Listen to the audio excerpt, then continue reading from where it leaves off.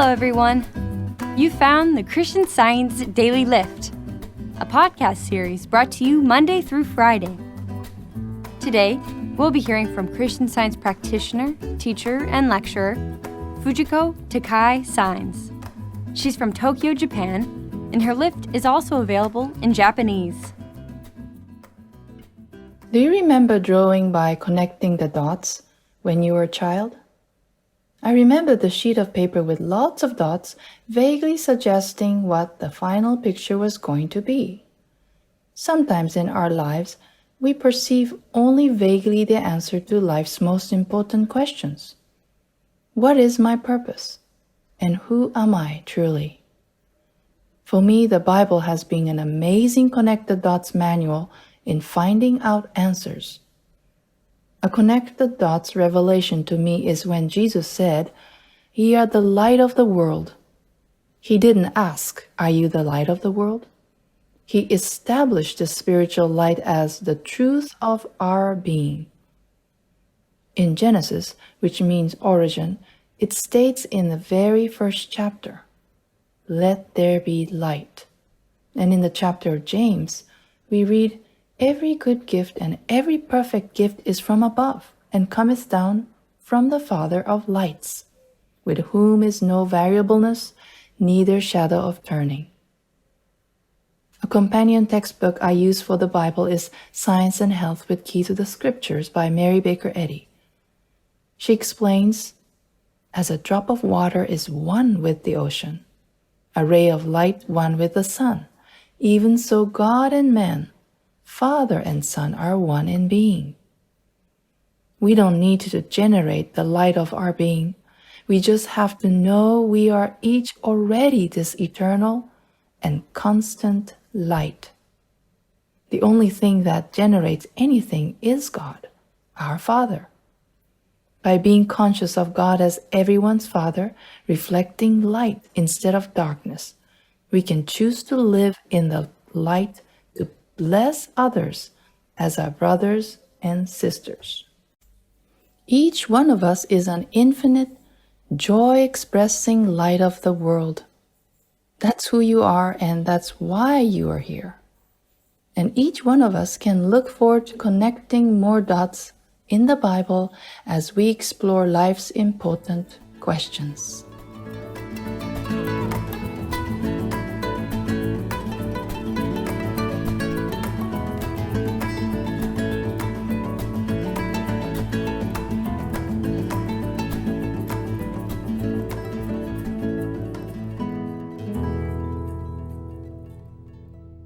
This podcast is produced by the First Church of Christ Scientists in Boston, Massachusetts, USA. Copyright 2019.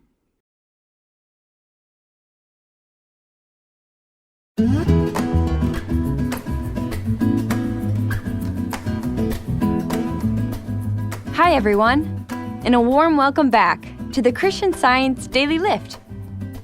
Sharing an encore lift today, we have Dave Scott. He's from Plymouth, Massachusetts. The fundamentals of sports and healing have a lot in common. Many of the world's best professional athletes constantly return to the basics, practicing the fundamentals that every amateur practices. For example, pro golfer Phil Mickelson hits 1,500 golf balls every month on the practice range. With spiritual healing, it's just as important to return to the fundamentals of prayer. As a Christian, I know that gratitude is one of those fundamentals. At least twice in the Bible, Christ Jesus started with a prayer of gratitude before addressing a great need. Once, when he fed 4,000 people with a few loaves and fishes. He did it again before he raised Lazarus from the dead. In each case, Jesus was so confident of God's law of supply and life, he gave thanks first. Mary Baker Eddy, who discovered Christian Science, considered gratitude a fundamental element of healing too. In a chapter on prayer, the first chapter of her book, Science and Health with Key to the Scriptures, she writes, "Are we really grateful for the good already received? Then we shall avail ourselves of the blessings we have, and thus be fitted to receive more." We receive more because we acknowledge that divine good exists, here and now. A few years ago, my daughter and I were hiking in the Sierra Nevada mountains. After nearly 5 days at an elevation of over 10,000 feet, we were very slowly climbing up a ridge and gasping for air. I said, "Attitude is altitude." She responded, "Gratitude is altitude." Gratitude is altitude. We started naming things on the hike we were grateful for, ranging from the cute and curious marmots to the stunning landscape. We were also grateful to know that whatever we needed, we were already given by God. Our pace quickened, and before we knew it, we had reached the top. Gratitude is altitude, in this case literally and spiritually.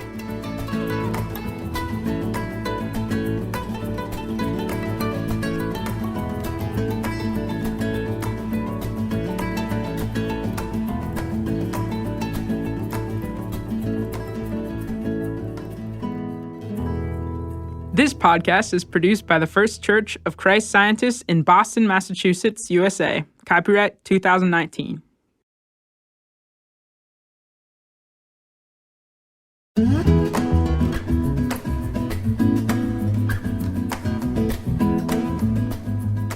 Hi there. You found the Christian Science Daily Lift. Today, Mark Raffles will share with us. He's from Lake Forest, Illinois. I was recently at a baseball game watching the pitcher warm up in the bullpen. Most major leaguers have their name or uniform number embroidered into their baseball mitts. But I was sitting close enough to see that this player had JER 2911 stitched into his. That refers to the biblical passage in Jeremiah which says, "For I know the plans I have for you, declares the Lord, plans to prosper you and not to harm you, plans to give you hope and a future." Most of us aren't professional athletes performing a difficult task in front of thousands of spectators, but I found that verse is a wonderful promise of God's love and protection to hold to as I address my own responsibilities. God's plan for each of us includes supply, companionship, and prosperous activity. It is God that provides the strength, intelligence, and stamina necessary to meet every need. Mary Baker Eddy, founder of Christian Science, wrote, "God gives you his spiritual ideas, and in turn, they give you daily supplies. Never ask for tomorrow. It is enough that divine love is an ever-present help. And if you wait, never doubting, you will have all you need every moment." I found these spiritual ideas come to me when I turn my thoughts away from my troubles, both big and small, and quietly acknowledge God's power and presence in my life.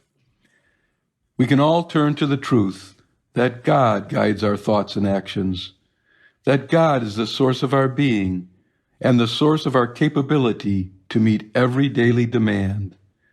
That promise from Jeremiah is true right here, right now. And that's a good thought to keep right at hand.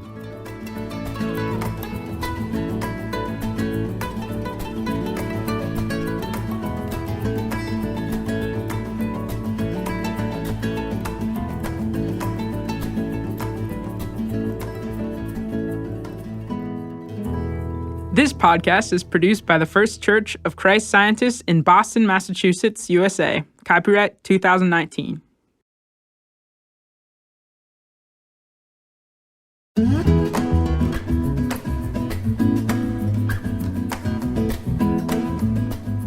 Hello, everyone.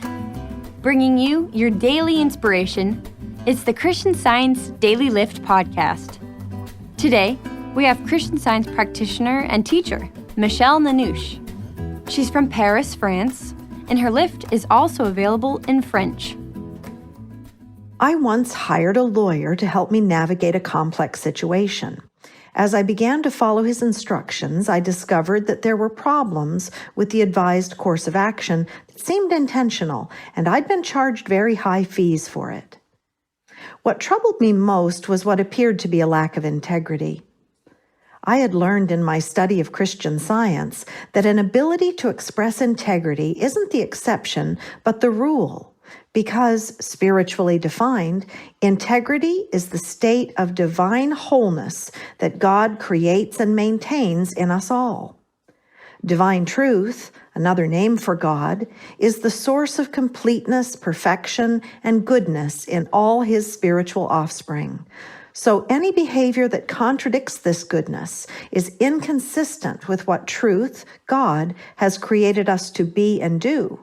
So it's a lie about God and His creation. Jesus didn't ignore evil. He was often quick to point out what was blinding someone to their inherent wholeness and goodness. But He also dealt compassionately with those caught up in such behavior, often reminding them not to sin anymore. We are all capable of correcting lies that are exposed about our real nature. As I prayed, the anger I had felt toward the lawyer was replaced with compassion, and he felt it. At my next meeting with him, I pointed out what I perceived to be improper conduct and told him I knew that at heart he was a man of integrity. He immediately admitted what he had done and took appropriate corrective steps.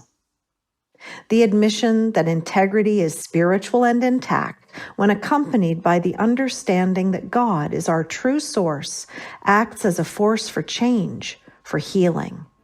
And that healing leaves no one out.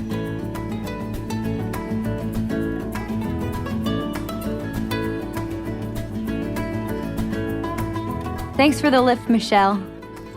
Be sure to check out Michelle's article in the Christian Science Monitor. Find the link on today's Daily Lift page.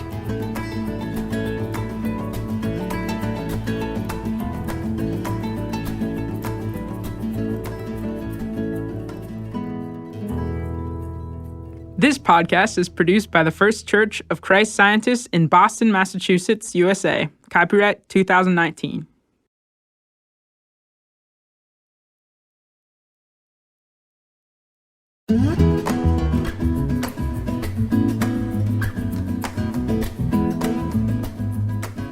Hi, everyone, and a warm welcome back to the Christian Science Daily Lift. Sharing today is Christian Science practitioner Tony Lobel. He's from London, England, and is also serving as an associate editor for the Christian Science periodicals. At an interfaith talk in London a few years ago, I heard a Sufi Muslim explain the main meaning of the term jihad in a way that was different from what I'd been hearing in news reports. He described it as the inward, spiritual effort to search for God, to shun materialism, and to struggle against the temptation to sin. There's no escaping the notoriety the term has garnered through association with atrocities by Islamist militants, both in predominantly Muslim countries and in other nations. But the idea of the greater jihad, as the internal spiritual struggle is often described, is common to most faiths, including Christian Science.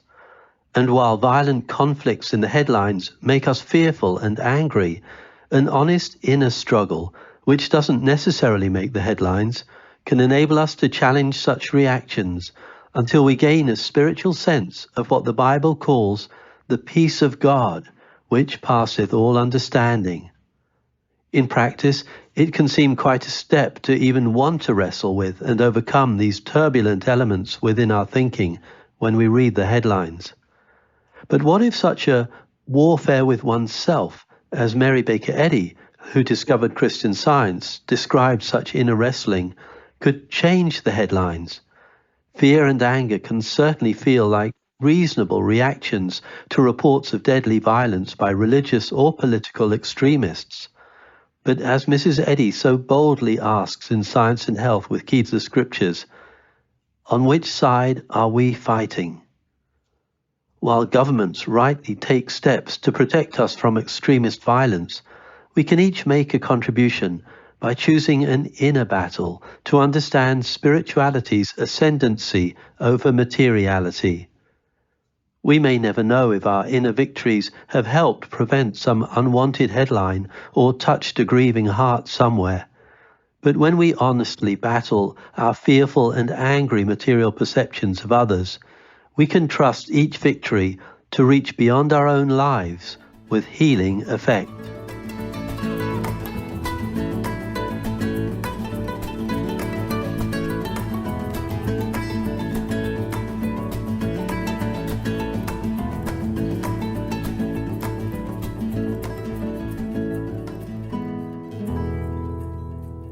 This podcast is produced by the First Church of Christ Scientists in Boston, Massachusetts, USA. Copyright 2019.